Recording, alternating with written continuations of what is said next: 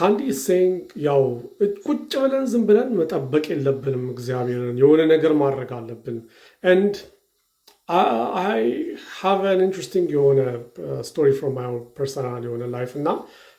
መቀሌ አስተማሪ ሆኜ የአስተማሪ ደሞዝ እንግዲህ አይሆንም it's impossible so ለምን ሳይድ ቢዝነስ አልጀመርም ብዬ አስቤ ስሙዲ ቤት ከፍቼ ነበር it's a long time ago እና the way I went about it ያው እንደሰው ጸለይኩኝ እግዚአብሔር ወይ should I do this ላድርጌን ነገር ከዛ ጸጥ ምላሽ የለም I guess ትንሽ ቆየውና ዝምታም መልስ ነው ብዬ ገባውበት እና ብዙ ዋጋ ነው የከፈልኩት like that was I would say one of the bigger mistakes I've made እና አንዳንዴ እንዴት ነው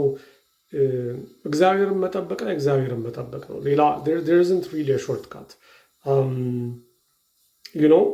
አሁን ዮሴፍ እግዚአብሔር የሚገርም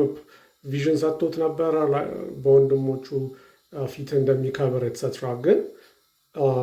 ባሪያ ሆኖ ሲላክ ከዛ እስር ቤት ሲገባ and all of those things happen ሲያደርጉ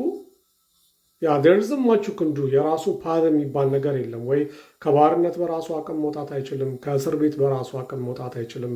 አንዳንዴ ዝም ብለን የምንጠብቅበት ዘመን አለ ራይት በእኛ በራሳችን መፍጨርጨር ምንም የሚፈጠር ነገር የለም this is በጣም ኮመን የሆነ ብዙ ኤግዛምፕሎች አሉ this is just one of them በጣም ብዙ ኤግዛምፕሎች አሉ እኔ ግን ምን ተማርኩኝ እግዚአብሔር ጸጥ ብሎ መጠበቅ ያለብን ሲዝን ላይ በራሳችን መንቀሳቀስ ትርፍ የለውም it's just you waste a lot of time እጃችን ላይ ያለውን ነገር በስርዓት መስራት አለ እሱ ሌላ ነገር ነው right እጃችን ላይ ያለውን ነገር በስርዓት መስራት አለ ከዛ ውጪ ግን አዲስ የሆነ መንገድ ለመፍጠር የሆነ ነገር ለማድረግ ብዙ ጊዜ ዋጋ ሊያስከፍል ይችላል so something to think about